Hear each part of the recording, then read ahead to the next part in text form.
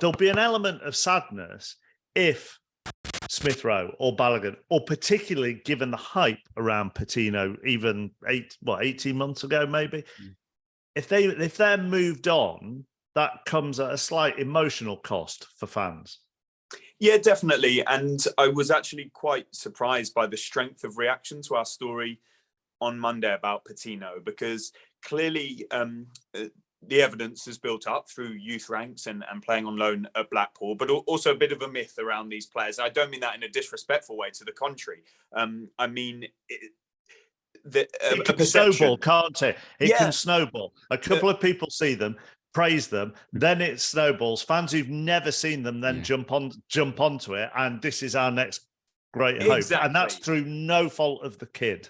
No, absolutely, and more perception than myth, and so in his case, he made a couple of senior appearances. They didn't go so well, but it was part of a developmental phase. There was a really difficult defeat at Nottingham Forest in the FA Cup that he started in, and I think that said to Mikel Arteta and a lot of people at Arsenal that he needs time to develop, and it was a difficult circumstance right then for Arsenal. And the loan at Blackpool, those who have watched him have said, flashes of brilliance. The player we've seen develop at Arsenal from the age of 10 when he came from Luton Town, a real precocious talent. Let's not make any mistake about that. Left-footed central midfielder that can really transition from defence to attack. He's incredibly creative, eye for a pass, vision, and plenty more besides. But equally, it's been a terribly difficult season for Blackpool in terms of managerial changes, relegation fight. And so, the fans warmed to him immediately, which said that certainly he has caught the eye, and Arsenal have been watching him closely there. They've been sending people to assess his performances. But this is the fine line that we're dealing with now, in that what we said earlier, the Bukayo Saka level is kind of where expectations are at. And if a player isn't going to reach that or close to it, or is in a position where there's real need, or there's a homegrown number that needs to be hit, then Arsenal are going to have to make some tough decisions, because they have a financial fair play situation to consider, like every other club. You mentioned Chelsea before. Does sentiment start to go out the window a little bit there? That all clubs will want some, a British core, some homegrown players, but equally they will think that any players they bring in will immerse themselves in club culture and Arsenal identity, which many of the current Arsenal players have. And then you look at the balance sheet as well. Selling somebody like Balogun or Patino or Smith Rowe, there's zero on the books. It's pure profit, which is a conversation, Mark, that we've been having a lot on Chelsea. So the situation with Patino now is actually not too dissimilar to Balogun. Their preference is not to go on another loan away from Arsenal. Patino has a year longer than Balogun. But, that was an option that was activated by Arsenal not with Balogun, but with Patino. So he would have remained, I think, on his previous salary, which should have been very low. Really, if he's part of your plans, you need to put him on a new contract and reward him accordingly. If that's not happening, which it doesn't seem to be right now, then a decision needs to be made. And it sounds like the boy is driving that decision, that he wants to go and play regular football somewhere. And I think we can all see he's probably not going to be part of Arsenal's Champions League plans next season. They're going to upgrade in that midfield department. And so tough decisions need to be taken. And I think the idea of Arsenal getting to a stage now where they have assets to trade is one that's going to appeal to them. It's a sign of their sort of advancement that they're taking in terms of their recruitment structure, their status as a club. And I think people like Edu will not shy away from the idea of trading, like Adrian points out with Joe Willock. And I think an even bigger question will come around Smith Rowe, because, he was given the number 10 shirt. He was given a big new contract, and he's featured very little. Now, there may be reasons for that. There are reports that he's training well. There's no particular reason for it, other than, other players being in line. And Fabio Vieira came at quite heavy expense, although he hasn't played so much or shone so much in the second half of the season. There may be a bit of a feeling that he needs to be played given the expenditure, etc. And there will be clubs that will have their eye on Smith Rowe, no doubt. Aston Villa pursued him heavily before signing that new contract, for example, and he's in a position that many clubs are looking for. So these are the dilemmas that are approaching for Arsenal, and Patino, Balogun, and Smith Rowe are at the forefront of their mind, no doubt. Yeah, and they have value, don't they? And as you've both pointed out, the bar has changed, and there's no shame. You know, it is okay being emotionally attached to these players, and I get it. But at the same time, for their own careers, they need to play. You get to a certain age where you have to play regular football, otherwise your career is going to stall. And I mean, for Smith Rowe next season, he needs to play, whether it's at Arsenal or somewhere else. I don't want Arsenal to sell him, because I still believe in him, but for his career, if he's going to get only a handful of matches next season, he might drive a move away, and that would be understandable. I've kind of been in this position.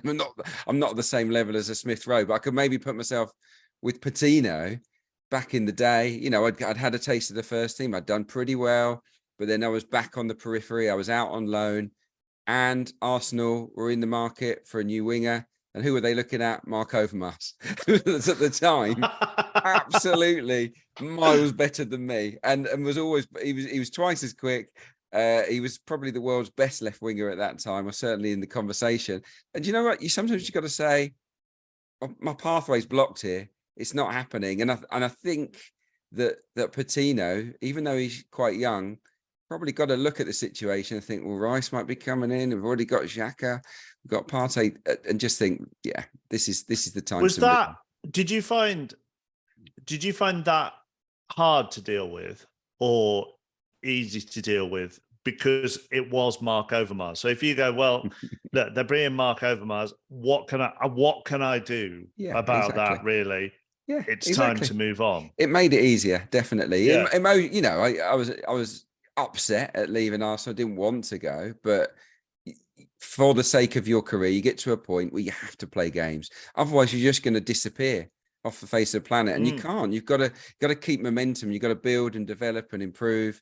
And if Arsenal do end up selling a few of their homegrown products this summer, I think the fans won't love it, but at the same time, I think they've got to realise it might be best for the individuals and the squad as well to do that. And to both of your points, the conversations I've had suggest that the dialogue, the discussions, the talks around the Patino situation have been amicable. You know, it's not like there's a player desperate to go and a club standing in his way and wanting to stockpile him and hoard this young homegrown talent who the fans are pinning their hopes on, and vice versa. There's a realization, a maturity in it that sometimes these situations occur. And going back to that first point I made on the reaction to the story, you know, many understand it and recognize that, come on, let's be grown up about this.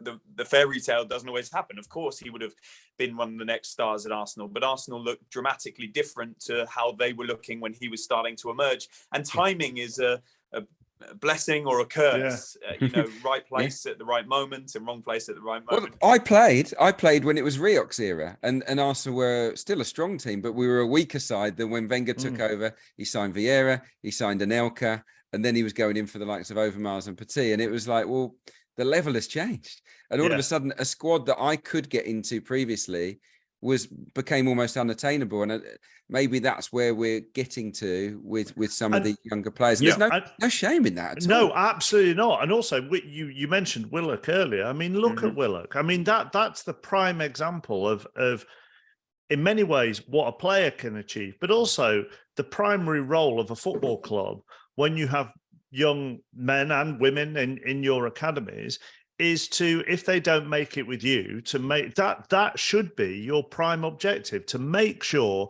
that they have a good career. That is your duty of care as a football club. And well, both Willocks actually are a prime example of that. Yeah, and that's okay. And I guess one of the things that is crucial is to see how they respond afterwards, how the strength of their recruitment. And so both can coexist. I think nobody is begrudging the Willock move at Arsenal, brought in some good finance, gave him his opportunity to flourish. I mean, it looked a bit tasty at the beginning because it was the Steve Bruce era and there was a lot of scrutiny over whether that move was wise or not, but he's proved himself really well, and Arsenal recruited well, and everybody can move on happily. I don't hear many recriminations on that front, and that's the sort of pattern that I guess Arsenal and other clubs will be looking to sell. You can't have it both ways. There's been many accusations at Arsenal and others that they're not good sellers. Liverpool were great sellers, and Manchester City were poor sellers, but they're now good sellers. Over 100 million that they recouped, and they seem to get stronger last summer. Now maybe Arsenal are coming into that cyclical phase of being good sellers. I've been impressed by their recruitment operation. Many questions now are going to come of Manchester United. How do they do that? And so that it's a two-way thing, and Arsenal are getting the balance right at the moment, I think.